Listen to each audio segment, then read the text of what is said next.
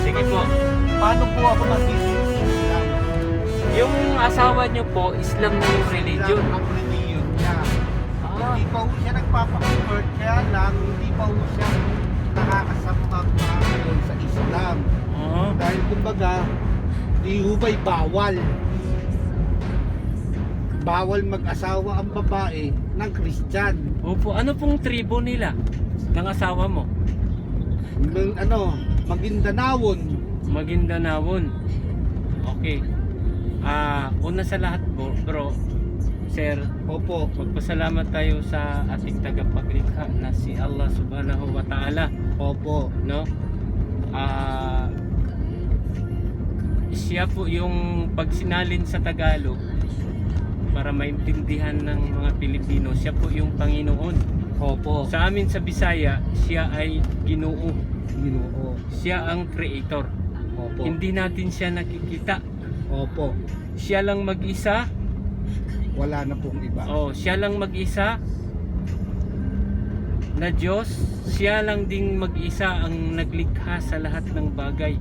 Mula sa pinakamaliit na bagay hanggang sa pinakamalaking bagay, siya lang nag-iisa. Opo. Kaya siya lang din ang pag-uukulan ng pagsamba ng lahat ng mga nilalang. Kasama na tayo mga tao. Opo. Una yung mga engkanto at mga tao. Pumupuri at lumalwalhati sa ating tagapaglikha na si Allah. Opo. Kahit yung mga bato, basta lahat ng mga nilikha ay pinupuri, niluluwalhati yung ating tagapaglikha. Ngayon, humingi po tayo ng kapatawaran sa Allah. Opo.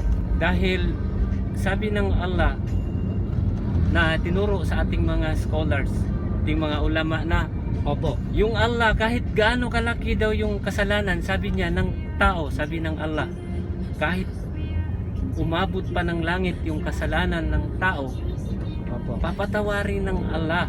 Huwag lamang siyang magtambal ng bukod pa sa kanya. Kasi siya ang naglikha, siya lang din ang may karapatan na sambahin. Opo.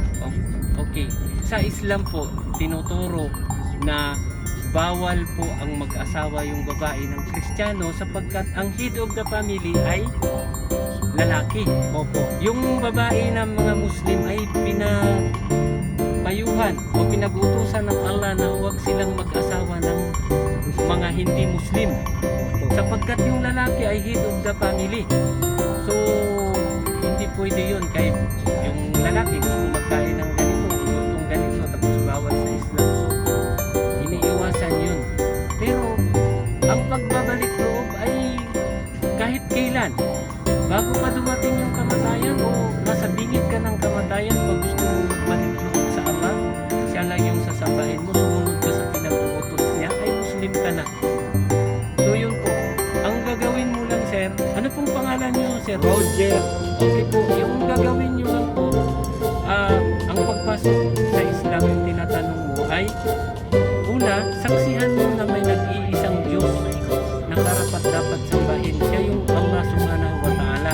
Opo. At ang huling propeta ay si Propeta Muhammad sallallahu alaihi wasallam. Galing siya sa lahi ni Propeta Abraham. Pinsan sila ni Jesus Christ. Sumasa kanila na ang kapayapaan. So si Jesus Christ din ay i-declare mo na siya ay propeta ng Allah, na siya ay isinilang ni Maria doon sa Israel na gawin siyang propeta, na doon sa Israel na number 1 na utos yung sambahin lamang ang nag-iisang Diyos. So yun po ang gagawin mo pagkatapos doon ay mag-aral ka na sa Islam. No? Mag-aral ka na sa Islam kung ano ang gagawin mo. Yun lang ang pagpasok. May tinatawag na shahada. Dito na lang po tayo, no? Kanan po. O kahit dito na ako. Dito. Itabi na lang dyan. Opo. Okay. So yun lang yung ano mo. Mag-shahada ka. O magsaksihan mo na may nag-iisang Diyos na karapat dapat sambahin siya si Allah. At yung panghuling propeta ay si Muhammad. At dito na lang po. At si Jesus sa kanya ang kapayapaan ay propeta ni Allah. So yun lang yung pag-Islam po. Opo. Napakadali po. Tumingin ka sa FB, meron tayong mga ano doon, meron tayong mga scholars doon sa FB. kukunin mo yung ano ko, no? Pangalan ko. Ipo-forward kita kay Ustad. Ano pong pangalan, sir? I-message kita, sir, para may forward kita sa scholars namin, ha? Opo. At saka maraming pag-aaral dyan. So, maraming salamat sa pag-usap natin, ha? Ito po, may add friend po. Opo, add friend po. Ayan. Send na po. Gabayan nawa kayo ng Allah subhanahu wa ta'ala, sir. Opo. Natutuwa po ako sa pag-uusap natin doon. No, ito ay tadhana yung pagkikita natin ngayon.